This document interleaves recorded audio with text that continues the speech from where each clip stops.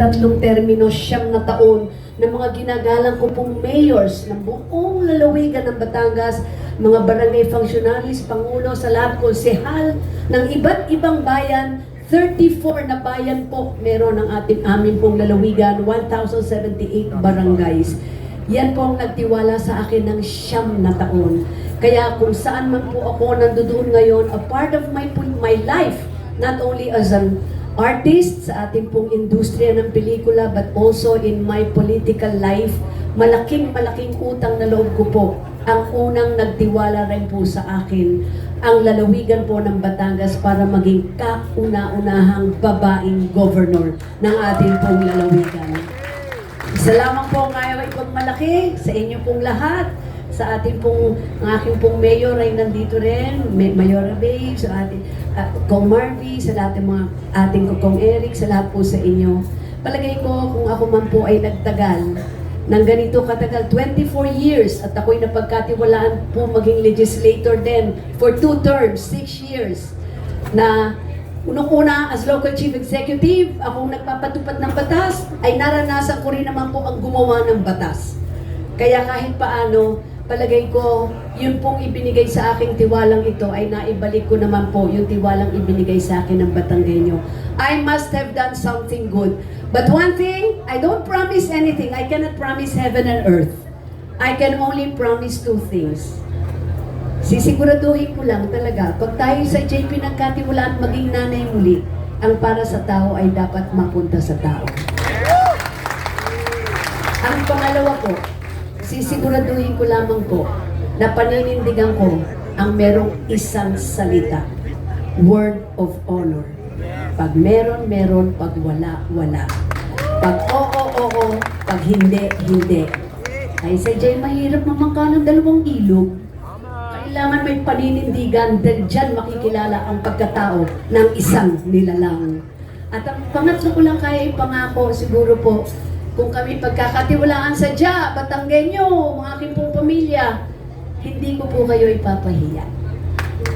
At sa atin po naman ngayong Barako Fest, ikinagagalo ko po, palakpakan po naman natin ang team ng ating pong Barako Fest. Kasama na rin ang mga national agencies, pinangungunahan ang team natin si Brian Diamante. Brian, sa inyong hard work with all your staff, and then yung kapareha natin mga private sectors, and at the same time, ang ating pong DPWH kanina, kasama natin sila. Palakpakan naman po natin silang lahat. Teamwork. That is the magic word. Teamwork.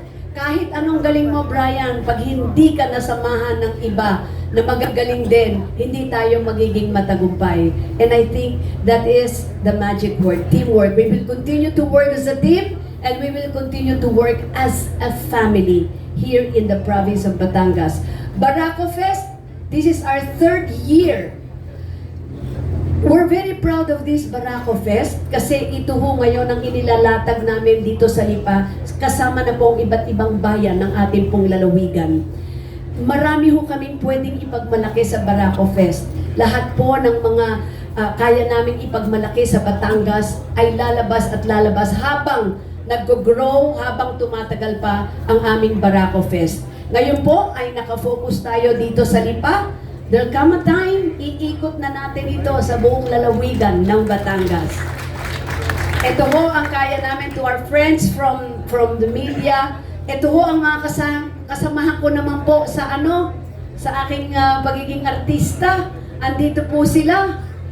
Thank you very much for taking time. Nagbiyahe pa ho yan mula Manila papuntang Batangas. Palakpakan naman po natin. Dahil sila rin po ang tutulong sa atin para isulat, para ipakilala sa buong Pilipinas anong kakayahan at anong merong kayamanan ang lalawigan ng Batangas. At isa na rito ang ating pong Barako Fest. And also my Vilmañas are here. Hello, maraming salamat po sa inyong lahat. Maraming salamat.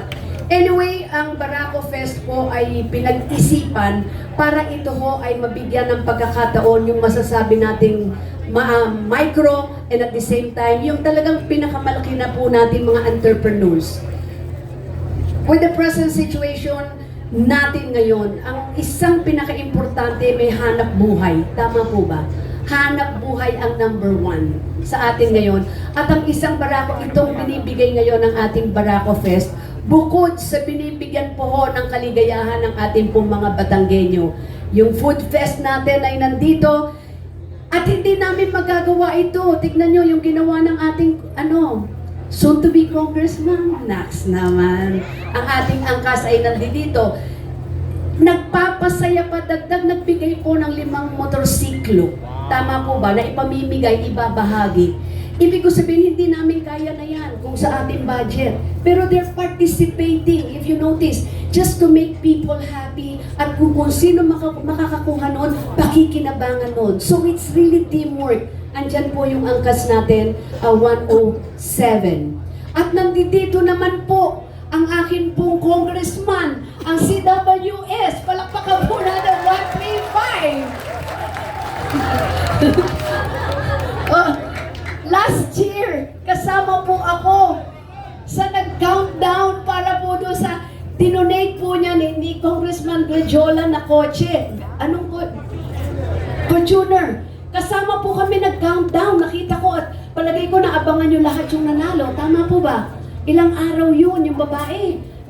May isang babae at yung lalaking nanalo ng bagets pa. Inabangan talaga. Pero ngayon, imagine the teamwork and the support they've been giving us. 3 sasakyan ang ibinigay ngayon at i-donate ng ating Congressman Gladiola. Ang akin lamang po, this is just a perfect example of what I'm saying, teamwork. We cannot do it alone. And siguro po, kung ano man po mangyari, no man is an island. So kung tayo po'y papalarin, starting with this Barako Fest natin, we're all working as a family. Palagay ko, ang pinaka-importante po ay yung tagumpay ng bawat isa at higit sa lahat ng ating pong lalawigan ng Batangas. Ito po ang isang bagay na kaya nating ipagmalaki. And lastly, yung bypass road na ipinakita kanina, nakikita nyo ba yung future ng Batangas at ng Lipa? Yung bypass road, nakakatuwa. Kong Gladiola, sabi ni Kong Marvy, pagka daw po sa 2025 at tayo pala rin, pwede mo ba yung bypass road, idiretso na sa Batangas City? Idiretso na yan. Para yung mula na lang Lipa hanggang Batangas City, 5 minutes na lang. Diba? Ganun na kabilis dapat. But anyway, we're very lucky also to have, of course, Kong Marvy, masisipag. Hindi talaga kaya lahat eh. Pag hindi kaya ng local government yung budget, nandyan ang budget ng congressman. Pag hindi kaya ng mga mayors, nandyan din naman po tumutulong ang governor. Pag hindi na po nakaya ng governor, I guess we're very lucky to have before Senator Ralph Recto, but now he's the Secretary of Finance. And even if he's not here, pwede bang palakpakan naman natin si Secretary Kong Sensek Ralph Recto. Kasi siya ho talaga ang nag-isip nito. Pati yung ating coffee bean kanina, coffee bean, yung bean, the bean, sa Barako Triangle. Looking forward din ako dito. Lahat po yan ay sa totoo lang, inisip din po ni Secretary Ralph Recto. Ngayon na siya po yung secretary, hindi siya tumatakbo. Siya ngayon ay nasa departamento ng pananalapi. At habang siya'y nandyan naman, palagay ko kung ano man ang mangyari ng 2025 at tayo po'y pala rin, ay sadya'y ako'y talaga'y lalapit sa kanya. Mga LGSF, unahin mo ng Batangas kung hindi. Sadya'y ako'y asawa, outside the Pulambo. But anyway, even if he's not here, kay Secretary Ralph Recto, thank you very much. And lastly, to all of you again, thank you very much. Inaasahan ko lang sa ating pong media na sana'y tulungan niyo po kaming ipakilala pa ang Barako Fest. Makakaasa po ba?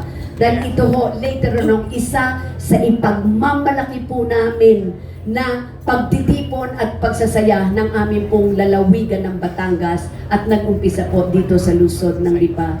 So again, to our friends from the media, please help us i-promote ang Barako Fest. We still 3 days po ito, non-stop. At sa inyo pong lahat, Maraming salamat po. May God bless us all sa lahat po ng ating magandang intention para po sa ating lalawigan at sa ating pong bansa. Ako na ba ang tatawag? Ako na ba? Okay.